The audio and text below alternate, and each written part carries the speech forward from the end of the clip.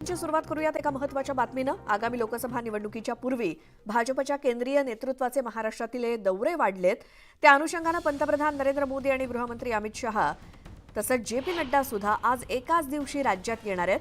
पंतप्रधान मोदी आज नांदेड मार्गे तेलंगणातल्या आदिलाबादच्या सभेला जाणार आहेत। यावेळी ते नागपूर विमानतळावरती राज्यातील भाजपच्या आमदार आणि खासदारांशी चर्चा करणार आहेत। तर दुसरीकडे केंद्रीय गृहमंत्री अमित शहा देखील राज्याच्या दौऱ्यावरती आहेत।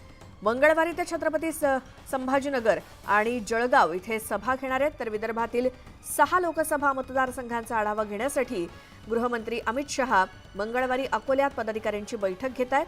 तर जे.पी. नड्डा नागपूर दौऱ्यावरती येणार आहेत। नागपुरात भाजपचा नमो युवा महासंमेलन होणार आहे आणि यात भाजपचे नेतेही नागपूरमध्ये येणार आहेत।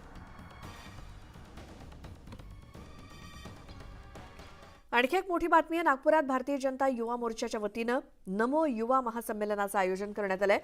नागपूर विद्यापीठ परिसरात होणाऱ्या महासंमेलनात राज्यभरातील 1 लाख युवा सहभागी होणार आहेत। या महासंमेलनाला भाजपाध्यक्ष जे.पी. नड्डा, केंद्रीय मंत्री स्मृती इराणी, मंत्री नितीन गडकरी, राज्याचे उपमुख्यमंत्री देवेंद्र फडणवीस तसंच भाजप युवा मोर्चाचे राष्ट्रीय अध्यक्ष तेजस्वी सूर्या यांच्यासह अनेक नेते या महासंमेलनाला उपस्थित राहणार आहेत।